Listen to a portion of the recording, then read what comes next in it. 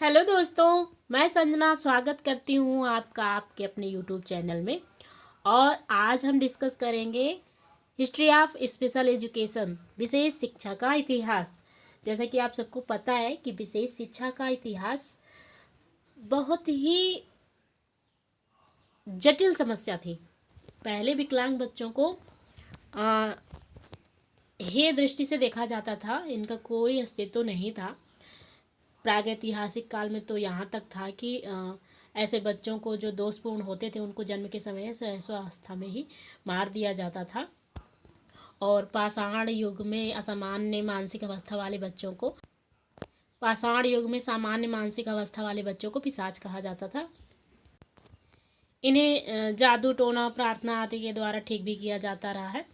अथर्ववेद से यह जानकारी मिलती है कि इस काल में भारत में अर्थात पाषाण काल में विकलांगों के उपचार हेतु गर्म और ठंडे जल का प्रयोग, विभिन्न जड़ी बूटियों का प्रयोग औषधि के रूप में किया जाता रहा है। अतः इससे स्पष्ट है कि सक्षम व्यक्तियों की देखभाल करना आदिकाल से ही भारतीय परंपरा की अभिन्न अंग रहा है। फिर भी इतनी जागरूकता के बावजूद विकलांगों की दशा सोचनीय ही रही। तो इसका परिणाम इतिहास में विकृत संतानों को मारने के वक्तव्य के रूप में सामने आता रहा है। सांख्य दर्शन में बौद्धिक अक्षमता के उल्लेख भी मिलते हैं। प्राचीन काल में विकलांगता का उल्लेख ईसा पूर्व शताब्दियों में इस प्रकार मिलता है। 5000 ईसा पूर्व में रामायण के काल में मंथरा का मिलता है उल्लेख।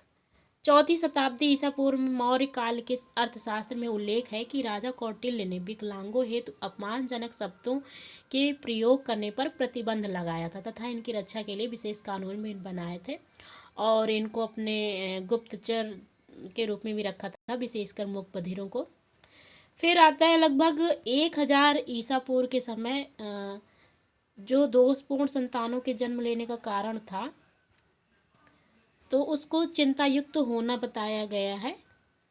ये भ्रूण शास्त्र में बताया गया है। अब आते हैं 500 ईसा पूर्व में। 500 ईसा पूर्व में ये एक उपनिषद में ये पहेली आई कि जो असामान्य व्यवहार के विभिन्न प्रकारों में अंतर खोजना कठिन रहा है, किंतु सरलता से मंद बुद्धि की पहचान करने वाला एक बाल मस्तिष्क उपलब्ध है। इसी काल में कुछ महान पुरुष भी हुए हैं, जैसे महात्मा अष्टावक्र, शारीरिक विकलांग। ये अष्टावक्र जो हैं ये 8 जगह से मुड़े हुए थे तो इनका नाम अष्टावक्र पड़ा। फिर आते हैं सुदामा, कृष्ण के मित्र, इनका भी नाम आता है। और इसी काल में धृतराष्ट्र भी आते हैं जो दृष्टिहीन थे। तो ऐसी चर्चाएं हमें इतिहास में देखने को मिलती हैं। फिर इसी समय ग्रीक के एक चिकित्सक हिप्पोक्रेट्स 460 से 357 ईसा पूर्व में एक विचार व्यक्त किया, जिसके अंतर्गत इन्होंने कहा कि जैसे शारीरिक रोगों के समान ही मानसिक रोग भी कुछ स्वाभाविक कारणों से उत्पन्न होते हैं तथा उन्हें भी शारीरिक रोगों के समान मानसिक रोगियों के लिए मानवीय देखभाल की आवश्यकता होती है। फिर आते हैं 200 ईसा पूर्व में। तो इर्थना, चिरुपल्लुकुर और अय्यावर के संगम साहित्य में मंदबुद्धि व्यक्तियों का स्पष्ट उल्लेख मिलता है। फिर काफ़ी कुछ इस बीच आए, जैसे गौड़ पताका को बढ़ाने के लिए महर्षि पतंजलि ने योग उपचार की विधि का भी उपयोग किया और चरक ने मंदबुद्धि के विभिन्न कारणों को बताया, उस पर वर्गीकरण उसका किया। तो ये सारे बुद्धि, जड़ बुद्धि, मूक बधिर, दृष्टिहीन और विकृत तथा विकलांग व्यक्तियों का ये वर्णन आता जाता रहा है। फिर अब हम बात करेंगे प्रथम शताब्दी से 17वीं शताब्दी तक। तो प्रथम शताब्दी के बाद विकलांगता का कोई तो ऐसे विस्तृत इतिहास नहीं है, फिर भी जो अनुसंधान के अनुसार परिणाम प्राप्त हुए हैं। तो मुखर्जी 1983 के अनुसार 220 से 480 ईस्वी, जो गुप्त सम्राट के समय में तो ऐसे में इस समय में शारीरिक रूप से विकलांगों के व्यावसायिक प्रशिक्षण एवं पुनर्वास के लिए कार्यशालाओं का आयोजन किया जाने लगा था। इसी समय सभी धर्म, हिंदू, बौद्ध, जैन, इस्लाम आदि उपदेशों में अक्षम व्यक्तियों को सम्मान देने एवं उनको सेवा प्रदान करने हेतु भी कहा गया था। इसमें पुण्य की भावना को उद्घोषित किया गया है कि उनकी सेवा करने से हमें पुण्य की प्राप्ति। इसी समय बौद्ध मंताली सी जातक कर ने गतिविधियों के माध्यम से व्यावहारिक पद्धति से जड़ बुद्धियों को शिक्षित करने के लिए आरंभ प्रयास किया, परंतु वह सफल नहीं हो सका। फिर भी कुछ शिक्षकों ने इस प्रयास को जारी भी रखा और विकलांग बच्चों को विद्यालय से एकदम न हटाकर उन्हें अन्य विद्यार्थियों की तुलना में अधिक समय तक रखा विद्यालय में। सम्राट अशोक के समय मठों में, अर्थशास्त्र में पाटलिपुत्र के वर्णित चिकित्सालयों में विकलांग व्यक्तियों के देखभाल और उपचार की व्यवस्था थी। प्रथम शताब्दी के अंतर्गत विशेष शिक्षा की विश्व की पहली पाठ्य पुस्तक, यह आपके लिए इम्पोर्टेंट पॉइंट है क्योंकि यह हमारे सिलेबस में सब पॉइंट के रूप में वर्णित है। तो यहाँ से शुरू होता है, प्रथम शताब्दी के अंतर्गत विशेष शिक्षा की विश्व की पहली पाठ्य पुस्तक पंचतंत्र बाय विष्णु शर्मा। ये विष्णु शर्मा जी द्वारा रचित थी। इस किताब की रचना पंडित विष्णु शर्मा ने की। इसमें राजा अमर शक्ति के दरबार में, ये उनके दरबारी थे विष्णु शर्मा, तो उन्होंने इनके 5 पुत्रों में से जो 3 पुत्र क्रमशः वसु शक्ति, युग शक्ति एवं अभिशक्ति, महामूर्ख एवं महामंद बुद्धि थे, इन्हीं को शिक्षा देने के लिए पंचतंत्र की रचना की गई, जिसे आज तक की सबसे श्रेष्ठ पाठ्य पुस्तक की संज्ञा दी जाती है। ये हमारा सबसे इम्पोर्टेंट पॉइंट था जो हमारे DSSB स्पेशल एजुकेशन के सिलेबस में वर्णित है सब पॉइंट के रूप में। आगे हम बात करते हैं कि 4वीं शताब्दी में विकलांग बच्चों के लिए आश्रमों का भी निर्माण हुआ। 12वीं शताब्दी में इंग्लैंड के राजा हेनरी द्वितीय ने भी कानून बनाया जिसके अंतर्गत मंद बुद्धि, मानसिक रोग से ग्रस्त व्यक्तियों को पृथक किया गया। फिर 15वीं शताब्दी के उत्तरार्ध में इन्हें दुष्ट आत्मा वगैरह वगैरह कहा जाने लगा। फिर इन्हें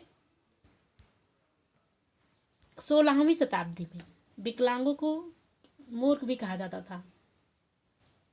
तो इसी काल के उत्तरार्ध में पोप ग्रेगरी प्रथम ने धर्मादेश जारी कर अपने धर्म अनुयायियों को विकलांगों की सहायता करने का निर्देश दिया। इसमें कोई विशिष्ट परिदृश्य इतिहास में प्राप्त नहीं होता।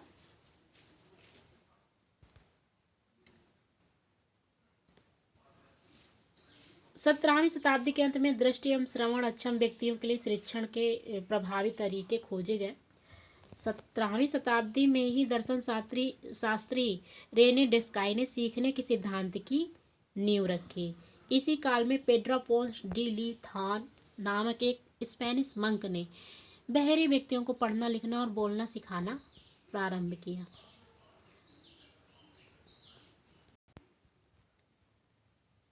अठारहवीं शताब्दी के अंतर्गत विशिष्ट शिक्षा की ऐतिहासिक जड़ें दिखाई देने लगी। इसी समय समकालीन शैक्षिक प्रणाली प्रत्यक्षता देखी गई जिससे लोगों के दृष्टिकोण में बदलाव आने शुरू हो गए। इसी समय विशिष्ट शिक्षा के संदर्भ में कई मुद्दे उठे जो आज के परिवेश में सही है। इसको डार्विन काल कहते हैं। उस समय के युग को शैक्षिक पुनरुत्थान की अवस्था भी कहते हैं।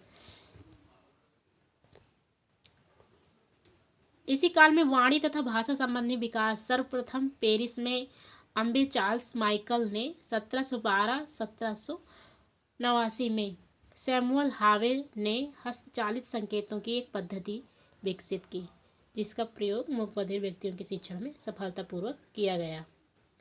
इन्हें सांकेतिक पद्धति का जनक कहकर बुलाया जाता है। पिता किसे? एक बार फिर से ध्यान से देखें। अम्वे चार्ल्स माइकल और सैमुअल हावे ने।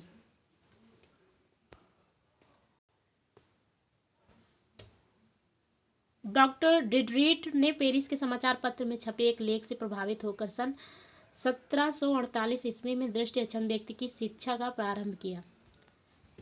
सर वेलेंटाइन हावे ने दृष्टि अक्षमों के प्रथम विद्यालय की स्थापना पेरिस में सन 1784 ईस्वी में की। इस समय दृष्टिहीनों को पढ़ाने के लिए रोमन लिपि का प्रयोग किया जाता था। इस खोज के उपयोग द्वारा मानसिक मंद बच्चों के व्यवस्थित प्रशिक्षण के तरीकों को विकसित करने की विधि का प्रतिपादन जीन मार्क इटार्ड ने किया। जीन मार्क इटार्ड, इन्हें ही विशेष शिक्षा का पिता कहा जाता है। तो ये पॉइंट आपके लिए बेहद ही इम्पोर्टेंट है कि स्पेशल एजुकेशन के पिता किसे कहा जाता है, तो जीन मार्क इटार्ड 1774 से 1838। इन्होंने क्या किया, इनका प्रयास क्या रहा कि ये एक 11 से 12 वर्ष के बालक को जंगल में घूमते हुए पाया, जिसका शरीर जो था वो विकृत था, उसमें पशु समान की प्रवृत्ति दिख रही थी और वो जख्मी भी था। तो वो इटार्ड इसको लेकर आए और उसका नाम विक्टर रखा और इसे विशेष प्रशिक्षण दिया। उसके कपड़े पहनने और खाने पीने, कप से पेय पदार्थ पिलाने के तथा 3 अक्षरों के शब्द को समझाना सिखाया, जबकि इसमें आंशिक सफलता ही प्राप्त हुई। फिर भी इस विधि के परिणाम स्वरूप पिछड़ों के लिए शिक्षा की शुरुआत हुई। इसके लिए मनोवैज्ञानिक और भौतिक शिक्षा पर जोर दिया। उनके इस प्रयोग के परिणाम स्वरूप ही प्रणाली में स्नायुओं, नाड़ियों एवं प्रतिक्रियाओं को समाहित करने वाला प्रशिक्षण, शिक्षण, व्यवहार प्रबंधन तथा शिक्षा के व्यक्तिकरण था, जो मंदबुद्धि बच्चों में विद्यमान क्रियात्मक स्तर के अनुसार था।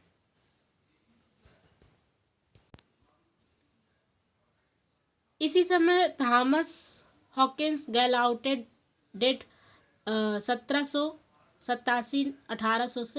1831 ने भी बधिर बच्चों के लिए कहा कि अपनी अंगुली की सहायता से संप्रेषण कर सकते हैं। विंजन ने 1986 में कहा कि 18वीं शताब्दी के अंत में अमेरिका और फ्रांस के आंदोलनों का अनुसरण करते हुए दृष्टि एवं अक्षम बच्चों के प्रशिक्षण के प्रभावी तरीके खोजे गए। 18वीं शताब्दी में विकलांग एवं श्रवण अक्षमता के क्षेत्र में शिक्षण प्रशिक्षण में क्रांतिकारी परिवर्तन भी हुए। 19वीं शताब्दी के अंतर्गत जो शिक्षा प्रारंभ हुई वो क्रमबद्ध तरीके से विकलांगों की शिक्षा के लिए प्रयास किए गए। सन 1800 ईस्वी में यूरोप में अपंगों विकलांगों के लिए विशेष शिक्षा एवं व्यवस्थित सेवाओं की अवधारणा का जन्म हुआ।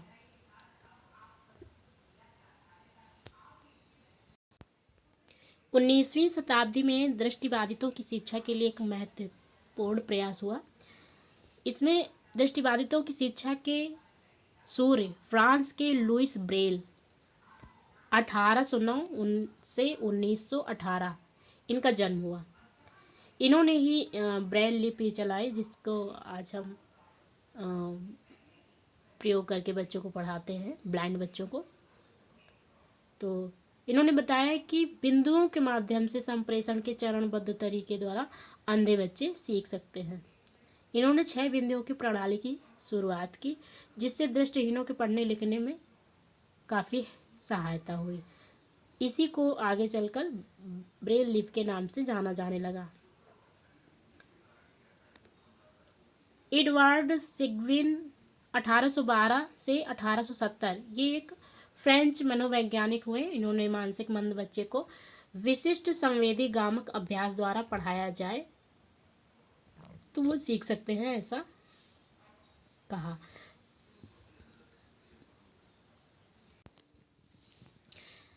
सन 1826 ईस्वी में उत्तर भारत में विशेष शिक्षा का शुभारंभ राजा कारी शंकर घोषाल ने बनारस में अंधों के लिए पाठशाला की स्थापना करके किया। यह बहुत ही इम्पोर्टेंट पॉइंट है आपके लिए। यह प्रथम पाठशाला थी विशेष शिक्षा के लिए, जिसका शुभारंभ राजा कालीशंकर घोषाल ने किया। 1841 में मद्रास में जड़ बुद्धि के लिए पगलों के आश्रम से अलग अन्य आश्रम की स्थापना हुई। इसी समय स्विट्जरलैंड के पर्वतीय क्षेत्रों में मानसिक विकलांग बच्चों के समस्त उपचार की व्यवस्था के लिए होहान गुगिन बोहू ने आवासीय संस्था की स्थापना की।